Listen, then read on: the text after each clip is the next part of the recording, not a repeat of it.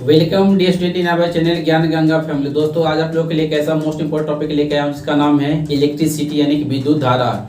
ये टॉपिक आने वाले बोर्ड एग्जाम 10th 12th और कॉम्पिटिटिव एग्जाम आईटीआई पैरामेडिकल तथा पॉलिटेक्निक के लिए मोस्ट इंपोर्टेंट है। दोस्तों अभी तक आप इस चैनल को सब्सक्राइब नहीं किए तो इस चैनल को सब्सक्राइब कर लें। आइए इस टॉपिक में देखते हैं क्या क्या हमें स्टडी करना। सबसे पहले पढ़ना इलेक्ट्रिसिटी पढ़ने से पहले हमको जानकारी होना चाहिए बेसिक पार्ट की, जिसको हिंदी बोलते हैं आधारीकरण क्या होता है। हमारे पास आधारीकरण 3 ही होता है। कौन कौन होता है? इलेक्ट्रॉन, प्रोटॉन, न्यूट्रॉन, जो किसी भी एटम के साथ वो कंसिस्ट करता है। यानी कि एटम के पास में 3 चीज होता है, इलेक्ट्रॉन, प्रोटॉन और न्यूट्रॉन। याद रखेंगे इलेक्ट्रॉन जो होता है वो नेगेटिव, प्रोटॉन होता है पॉजिटिव और न्यूट्रॉन क्या होता है? न्यूट्रल यानी कि उदासीन होता है। इसके पास किसी प्रकार का कोई चार्ज नहीं होता है। इसमें सबसे पहले बोर्ड एग्जाम में ऑब्जेक्टिव में पूछ देता है कि इसका खोज किसने किया, इन्वेंटर के बारे में इंफॉर्मेशन पूछ दिया। तो छोटा सा ट्रिक बना के रखा है जिसका ये ट्रिक इस प्रकार से, ए पा ईटा पर नाच। ए का मतलब होता है इडर्सन। ये हमारा एक ऐसा वैज्ञानिक था जिन्होंने पॉजिट्रॉन का खोज किया था। पॉजिट्रॉन हमारा कैसा है?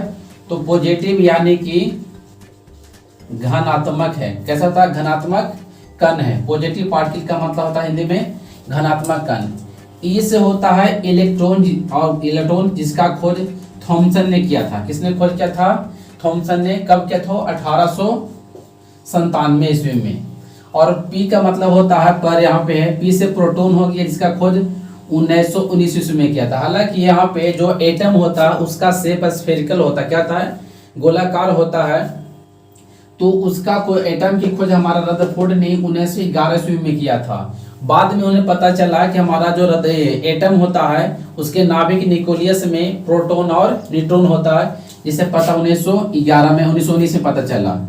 यानी कि रदरफोर्ड ने हमारा क्या किया? प्रोटॉन का खोज किया था 1919 में। और 1911 में जो इसको किसका खोज किया था? एटम का, किसका? नाभिक यानी कि न्यूक्लियस का। और नाच का मतलब होता है, देखिए इन का मतलब यहाँ पे हो गया न्यूट्रॉन, अच्छा का मतलब हो गया चैडविक यानी प्रणाम जेम्स चैडविक से। और इसका खोज हुआ था 1932 में। किसने किया था? नहीं, हमारा जो न्यूट्रॉन का खोज चैडविक, पूरा नाम है जेम्स चैडविक, 1932 में किया।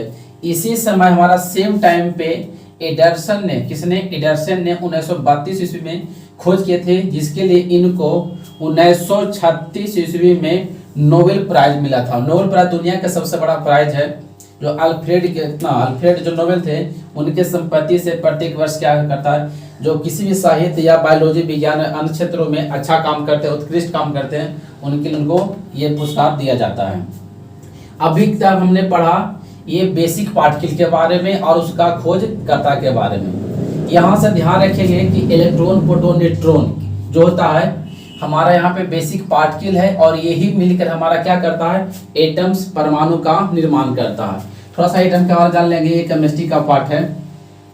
यहाँ पे देखिए इस प्रकार से छोटा ट्रिक बनता है। पेन, पी बताता है पॉजिटिव, ई बताता है नेगेटिव और एन बताता है जीरो। यानी कि एन से हो गया नो चार्ज, यानी कि न्यूट्रॉन पे कोई भी चार्ज नहीं होता है। प्रोटॉन और न्यूट्रॉन को एक पॉइंट में मिला देंगे तो ये हमारा कहलाएगा आपका नाभिक, जिसको न्यूक्लियस बोलते हैं। यानी कि न्यूक्लियस में कौन कौन रहता है? प्रोटॉन और न्यूट्रॉन। और इसी को आप घेर दोगे तो ये हमारा जो घेरा हुआ पार्ट है ऑर्बिट यानी कि सेल कहलाता है। इलेक्ट्रॉन जो होता है सेल और सब सेल दोनों में, कक्षा और कक्षा दोनों में मूव करता है। कक्षा की जानकारी की बात करें तो K-L-M-N, इसमें 2 इलेक्ट्रॉन, इसमें 8 इलेक्ट्रॉन, इसमें 18 इलेक्ट्रॉन, इसमें 32। और ये होता है SPDF, इसमें 2 इलेक्ट्रॉन, 6 इलेक्ट्रॉन, 10 इलेक्ट्रॉन और इसमें 14 इलेक्ट्रॉन। इस प्रकार से हमारा क्या करता है? इलेक्ट्रॉन का कंसिस्टेंट होता है। इसका मतलब याद रखेंगे स्पिन होता है। क्या होता है इसका मतलब? स्पिन। पी का मतलब होता है प्रिंसिपल। क्या होता है? प्रिंसिपल। और डी का मतलब होता है डिफ्यूज। और एफ का मतलब हो गया फंडामेंटल। जब स्पिनिंग का जो वैल्यू होता है, इसको याद रखेंगे, इसका वैल्यू आपका 0 होता है। क्यों 0 होता है? इसका 2 वैल्यू, प्लस हाफ और माइनस हाफ के चलते इसका वैल्यू 0 हो जाता है। पी का वैल्यू होता है 1 होता है, डी का वैल्यू 2 होता है और एफ का वैल्यू 3 होता है। इस प्रकार से हमारा क्या हो गया? बेसिक पार्टिकल हो गया, खोजकर्ता हो गया इसमें के साथ में। और प्रोटॉन, न्यूट्रॉन जो होता है हमारा न्यूक्लियस नाभिक में रहता है, किसके, एटम यानी कि परमाणु के नाभिक में रहता है। इलेक्ट्रॉन जो होता है कक्षा के एल एम एन में, या कितना हमारा उपकक्षा एस पी डी एफ, इसको बोलते हैं सब ऑर्बिट, इसको बोलते हैं ऑर्बिट, या एक और नाम है सेल, सबसेल, कक्षा, उपकक्षा। और ये मैक्सिमम हमारा इलेक्ट्रॉन उसमें रहता है, उसकी इंफॉर्मेशन है। अब यहां से बात करते हैं, नया टॉपिक आता है इसमें, चार्ज। चार्ज इसको हिंदी में बोलते हैं आवेश। अब ये चार्ज है क्या, तो चार्ज जो हमारा ये ग्रुप है, क्या है, ग्रुप ऑफ इलेक्ट्रॉन या तो प्रोटॉन है। हमारा इलेक्ट्रॉन या प्रोटॉन का ग्रुप क्या होता है, चार्ज होता है। अगर इलेक्ट्रॉन का ग्रुप रहेगा तो नेगेटिव चार्ज बनेगा। क्यों नेगेटिव बनेगा, क्योंकि इलेक्ट्रॉन हमारा नेगेटिव है, तो नेगेटिव का झुंड होगा, समूह होगा, नेगेटिव बनेगा। प्रोटॉन कैसा होता है, पॉजिटिव होता है, इसलिए यहाँ पे हमारा चार्ज बनेगा वो पॉजिटिव बन जाएगा। अगर इलेक्ट्रॉन का समूह से जो चार्ज का डेवलपमेंट होता है उसको बोलते हैं नेगेटिव चार्ज, यानी कि ऋणात्मक आवेश। और जो प्रोटॉन के समूहीकरण से चार्ज बनता है, आवेश बनता है, उसे बोलते हैं पॉजिटिव चार्ज, यानी कि धनात्मक चार्ज बोलते हैं, आवेश बोलते हैं। एक चीज और हमारा होता है इलेक्ट्रॉन। अगर यहाँ पे देखिए, अब यहाँ पे तो समझ में आ गया कि चार्ज हमारा दो प्रकार का है, एक नेगेटिव, तो ये जो नेगेटिव चार्ज होता है इलेक्ट्रॉन ग्रुपिंग से, क्या होता है, इलेक्ट्रॉन ग्रुपिंग से, या केमिस्ट्री में हम जानते हैं यहाँ पे नेगेटिव जो होता है due to gain of electron. जैसे क्लोरीन अगर है, उसके पास एक इलेक्ट्रॉन दे दीजिए तो बन जाएगा कितना, Cl माइनस बन जाएगा, उसमें नेगेटिव चार्ज आ गया। फ्लोरीन है, उसको इलेक्ट्रॉन दे दीजिए, अगर यहाँ फ्लोरीन है, एक इलेक्ट्रॉन इसको दे देंगे तो ये भी हमारा F माइनस बन जाएगा। अब यहाँ पे क्या था, दूसरा चार्ज हमारा पॉजिटिव चार्ज, ये हमारा प्रोटॉन के ग्रुपिंग से बनता है। किससे बनता है, प्रोटॉन के ग्रुपिंग से। या एक और चीज बोल सकते हैं यहाँ पे, due to loss of electron और इलेक्ट्रॉन्स। जैसे यहाँ पे देखे होंगे, सोडियम में से निकाल देंगे, सोडियम प्लस बनेगा। मैग्नीशियम से 2 इलेक्ट्रॉन निकाल दीजिए, मैग्नीशियम बन जाएगा आपसे +2। एल्युमिनियम है, एल्युमिनियम से 3 इलेक्ट्रॉन निकाल दे, 3+ आ जाएगा। यानी यहाँ पे देखिए चार्ज का जो डेवलपमेंट था दो कारणों से। पहला चीज होता है, यहाँ पे देख रहे हैं कि इलेक्ट्रॉन जो होता है अगर ग्रुपिंग करेगा तो नेगेटिव चार्ज यानी कि ऋणात्मक आवेश का उत्पत्ति होगा। अगर प्रोटॉन का ग्रुपिंग होगा, प्रोटॉन का समूहीकरण होगा, तो वहाँ पे धनात्मक आवेश होगा।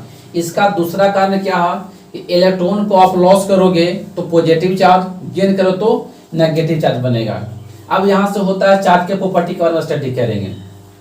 सबसे पहले यहाँ पे जानकारी हो गया कि हमारा इलेक्ट्रिक चार्ज का जो डेवलपमेंट होता है दो कारणों से होता है, जैसा कि आपको यहाँ पे दिखा दिया हूँ। चलिए चार्ज का प्रॉपर्टी क्या होता है, मोस्ट इंपोर्टेंट प्रॉपर्टी के बारे में जानकारी ले लेते हैं।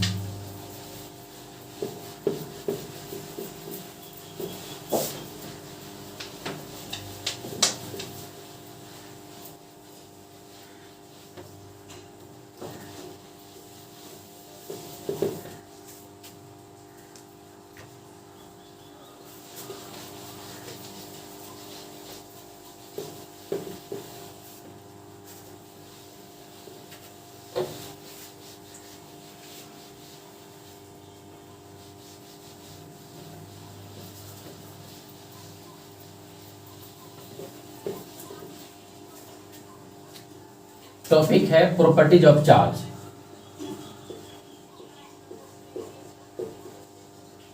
प्रॉपर्टीज ऑफ चार्ज यानी कि इसी को बोल सकते हैं आवेश के गुण।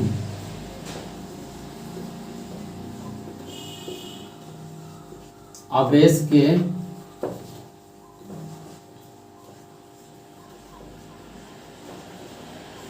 गुण।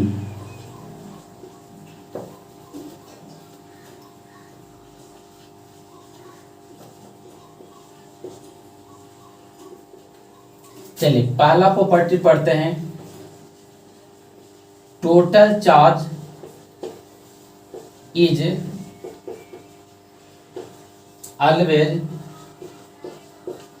कंजर्व। इसका मतलब ये हो गया कि संपूर्ण आवेश हमेशा संरक्षित रहता है।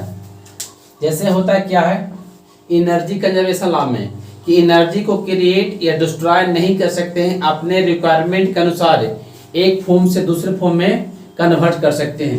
सेम चीज टोटल चार्ज अवेलेबल क्या होगा, वो कन्वर्जर्व रहेगा, एक फॉर्म से दूसरे फॉर्म में कन्वर्ट कर सकते हैं। दूसरा ये same charge attract, sorry same charge repel to each other. इसका मतलब सेम चार्ज का मतलब माइनस माइनस या तो प्लस प्लस।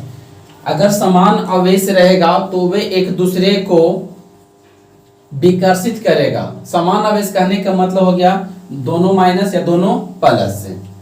तीसरा प्रॉपर्टी है opposite charge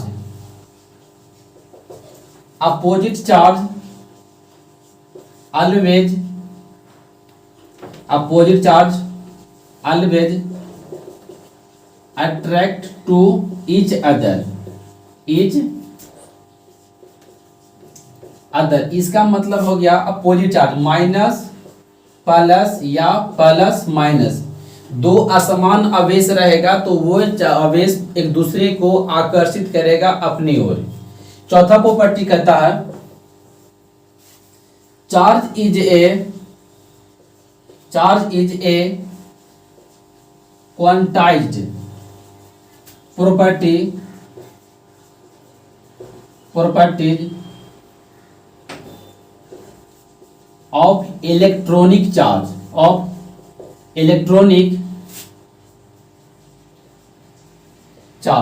that is Q बराबर Ne। ये चौथा प्रॉपर्टी मोस्ट इंपोर्टेंट है।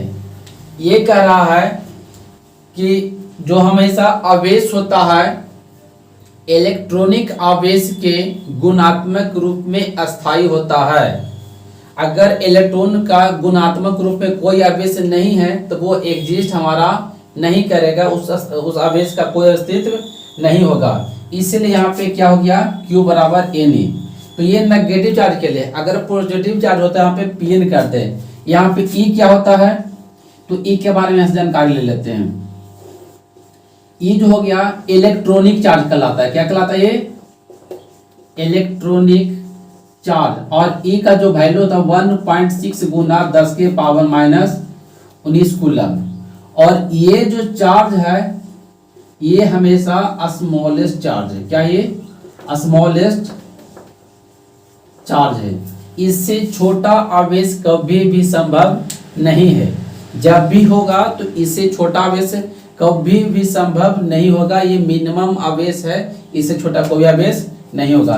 n क्या हो गया, तो n के बारे में जानेंगे आप, नंबर ऑफ इलेक्ट्रॉन्स, यानी कि n क्या हो गया, इलेक्ट्रॉनों की संख्या हो गया। यहीं से एक सवाल आता है 12th में, मोस्ट भी रिपीट करता है। 10th में ऑब्जेक्टिव में और 12th में सब्जेक्टिव में क्वेश्चन पूछता है कि एक कूलम आवेश में कितना इलेक्ट्रॉन उपस्थित रहता है। How many numbers of electron consist by 1 coulomb of charge. देखिए उसे निकाल लेते हैं। ये चार प्रॉपर्टी आपको ये समझ में आ गया होगा। हमेशा कुल आवेश संरक्षित रहता है, समान आवेश एक दूसरे को विकर्षित करता है, असमान आवेश एक दूसरे को आकर्षित करता है। Charge is a quantity property, यानी कि आवेश हमेशा इलेक्ट्रॉनिक आवेश के गुणात्मक रूप में अस्थायी होगा। चलिए इसमें निकाल लेते हैं, न्यूमेरिकल पूछ देता है।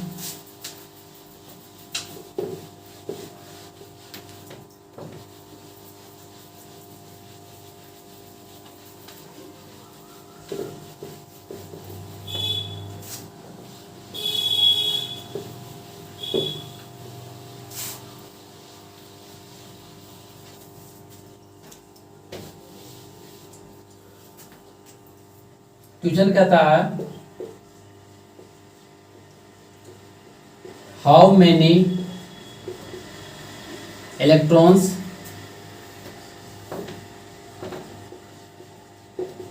कंसिस्ट बाय 1 कूलम ऑफ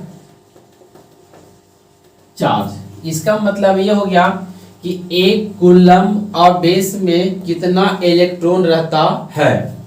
तो यहाँ पे देखिए हम लोग लिखते हैं given Q is equal to 1 coulomb और E का जो वैल्यू होता 1.6 गुना 10 के power minus 19 coulomb from formula Q बराबर एन ई, यानी N बराबर Q बटा में E आ जाएगा। चलिए आगे आप सोल्व करते हैं, वैल्यू पुट करते हैं। इसका दिया हुआ 1 कूलम 1.6 गुना 10 के पावर माइनस 19 कूलम। चलिए ये कूलम से कूलम कटेगा, दशमलव कटेगा तो ऊपर में जाएगा 10, 5 दूनी 10, 8 दूनी 16, 5 बटा 8, और ये नेगेटिव था ऊपर जाके पॉजिटिव हो गया। इसी को सोल्व करेंगे तो ऐसे लिख सकते हैं 5/8 गुना 10 गुना 10 के पावर 18। ऐसा इसलिए लिख दिए, पावर यहाँ पे 1 है, 18 1 19 हो जाती है, इसीलिए काटेंगे 4 काटेंगे 5, यानी ये जो वैल्यू आ जाएगा आपका 25 बटा में 4 गुना 10 के पावर 18। 4 से भागा देंगे 6 को 24, एक बचेगा यानी कि 0.25, यानी आ जाएगा 6.25 गुना 10 के पावर 18 इलेक्ट्रॉन से। इसका मतलब ये हो गया दैट इज